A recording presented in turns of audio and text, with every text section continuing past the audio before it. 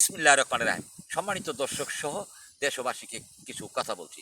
তো বন্ধুরা, ৫০% ভোট অবৈধভাবে বাদ দেয়া নির্বাচন করে জনাব তারেক জিয়া প্রধানমন্ত্রী হয়েছে। তো বন্ধুরা, তাই আপনাদেরকে জানিয়ে মিস্টার তারেক জিয়াকে কিছু অভিযোগ দিচ্ছি এবং করণীয় বার্তা দিচ্ছি।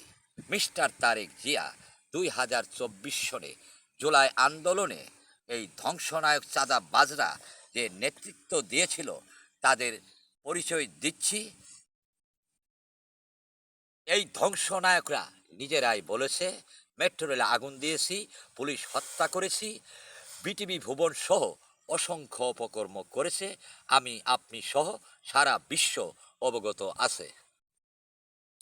চাঁদাবাজ ধ্বংসনায়কদের কথা যারা রাজপথে এসে নিজের জীবন দিয়ে চাঁদাবাজি মপ করা, মানুষের ঘর বাড়ি মাজার ভাঙ্গা সহ মুক্তিযোদ্ধাদের গলায় জুতার মালা দিয়ে লাঞ্ছিত করা রাষ্ট্র তৈরি করেছিল।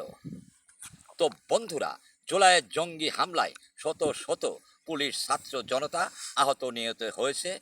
তাই এই মৃত্যুগুলি পুলিশ ব্যতীত সকল অপরাধ প্রতিষ্ঠা করতে গিয়ে যারা মৃত্যুবরণ করেছে, এই মৃত্যুগুলো ঘৃণিত মৃত্যু। এদের এদের এদেরকেই কিছু কাফেরের বাচ্চা বলে, জুলাই যোদ্ধা আর শহীদ বলে। তো বন্ধুরা, শহীদ শব্দটা এবং যোদ্ধা শব্দটাকে এই জঙ্গির বাচ্চারা অপবিত্র করেছে। মিস্টার তারেক জিয়া রাষ্ট্রীয়ভাবে পুলিশ সদস্যদেরকে শহীদি মর্যাদা দেয়া হোক।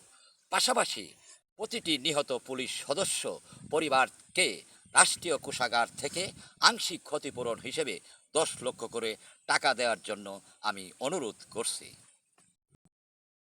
রাষ্ট্র দায়মুক্ত হবে। আমি হলাম এই বিশ্বের রাজনীতি সহ সকল ধর্মের বিশ্ব নেতা, তাই আমি এই বিচারের আইডিয়াটা দিলাম। তারেক জিয়া পুলিশ হত্যার আসামি শনাক্ত করার জন্য পুলিশ হত্যার বিচার আদালতের মাধ্যমে হবে। আরগুলি আপনি নির্বাহী আদেশে করতে পারেন। তাই আপনার এই সত্য নির্বাহী আদেশকে প্রতিক্রিয়া দেখানোর জন্য যদি কেউ রাজপথে এসে বিশৃঙ্খলা করতে চায়, তাদেরকে প্রয়োজন পড়ে গণহত্যা করবেন। তো মিস্টার তারেক জিয়া অবশ্যই জাতিসংঘ সহ সকল বিশ্বনেতা ও বিশ্ব মানবাধিকারকে বার্তা দেয়া।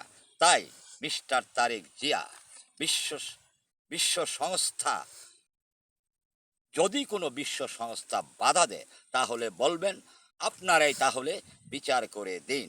আর আর বলবেন আমার দেশের জনগণ সত্যকে মিথ্যা বলে, মিথ্যাকে সত্য বলে।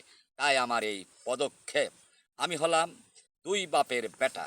যেমন একজন হলো ছোটোখাটো জন্মদাতা পিতা, হলো একজন ছোটোখাটো যুদ্ধ অপরাধী, আরেকজন হলো আউলিয়া মুক্তিযোদ্ধা এবং সরকারি চাকরিজীবী। উনি আমার শিক্ষাপিতা, শিক্ষাগুরু। ধন্যবাদ সৃষ্টিকর্তা সর্বশক্তিমান।